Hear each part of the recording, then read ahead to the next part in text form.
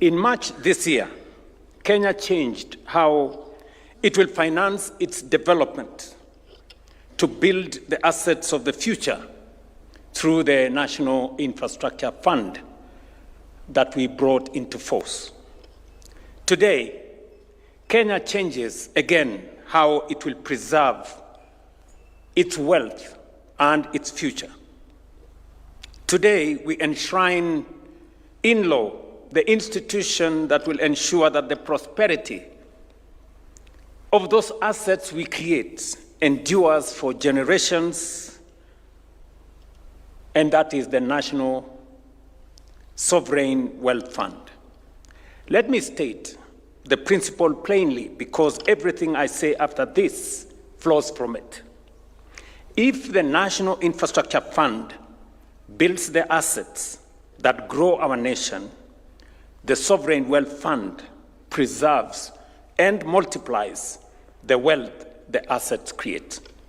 I know there was a question asked to the panelists. I must congratulate all the panelists who spoke here for their candor in explaining to us from their perspective, from the private sector perspective, what they see in what we are doing as government. And the question was, we have the National Infrastructure Fund, now we have the Sovereign Wealth Fund. What is the difference and what is the connection? In my very simple understanding, the National Infrastructure Fund builds our present. You know very well that we have many projects, critical infrastructure that we are desirous of building as a nation. But on the other hand, we have limited resources on how to deliver on these very critical infrastructure projects. The National Infrastructure Fund creates the bridge between the infrastructure projects that we need for our growth and the resources that will unlock the capital for us to implement these projects. I will give you an example.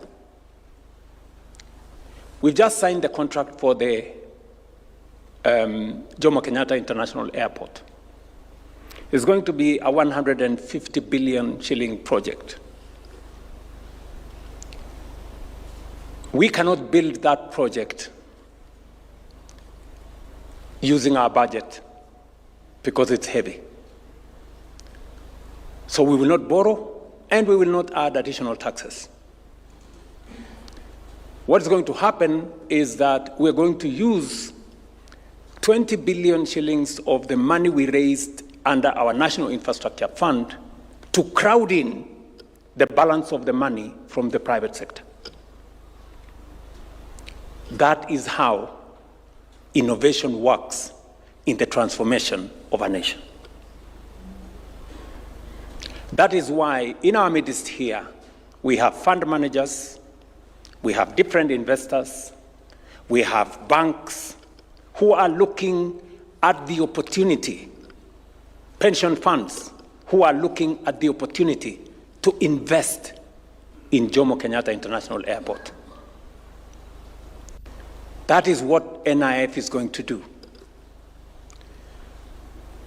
But Sovereign Wealth Fund will connect the investment we are making in Jomo Kenyatta to the future generations.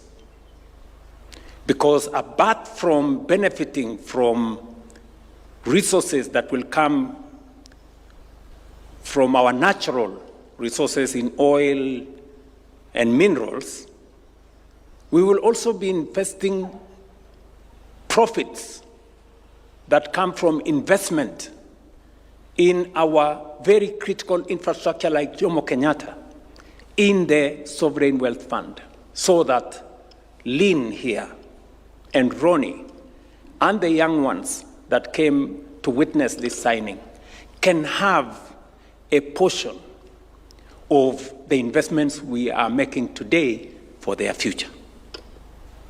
So this is the connection that we are making between the present and... Need quick cash in Kenya? Download Aleza Credit app on Google Play Store and get money on your M-Pesa. That we are making between the present and the future.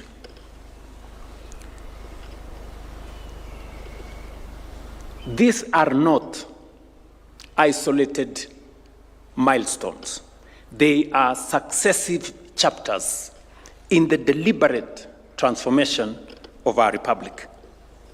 Over the past 3 years, the bottom-up economic transformation agenda has restored stability, rebuilt confidence, strengthened our economy, and laid the foundations for sustained inclusive growth. With those foundations in place, we now transform how Kenya finances development, mobilizing domestic savings and private capital to build the assets of the future. But financing development is only half the journey. Today, we ask a different question. What do we do with the wealth, the assets we are building today, and the natural resources we are unlocking today? What are we doing about the future? Do we use it all in our lifetime? Or do we preserve part of it so that future generations inherit not just what we found, but the prosperity we created with what we found? Our Constitution answers that question long before we do. Article 201C provides that, and I quote, "The burdens and benefits of the use of resources and of public borrowing shall be shared equitably between present and future generations." End of quote. This is far more than a principle of public finance. It is a constitutional covenant between generations. Today, through the Sovereign Wealth Fund, we give practical effect to that constitutional promise in front of our children. Natural resources are different from taxation or ordinary economic production. They are finite by their nature. Once a barrel of oil is extracted, it can never be extracted again. Once a mineral deposit has been exhausted, it is gone forever. If one generation consumes all the proceeds from exhaustible resources, it leaves nothing but empty mines and depleted oil fields for those who come after. That is neither prudent economics nor responsible stewardship. Around the world, history offers powerful lessons. Kuwait began the journey in 1953. But perhaps the best known example is Norway, as has been stated here, which I had the privilege of visiting a few weeks ago. And I sat across the table with a minister who was present 30 years ago when they started their Sovereign Wealth Fund. And I had a real eyeball-to-eyeball conversation because I knew that shortly I will be signing Kenya's Sovereign Wealth Fund. And just imagine what has happened in one generation. Norway has done something phenomenal. In one generation, in 30 years, they have built the world's largest sovereign wealth fund. $2 trillion.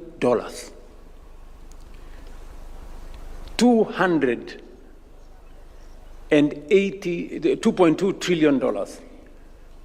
200 and almost 80 trillion Kenya shillings.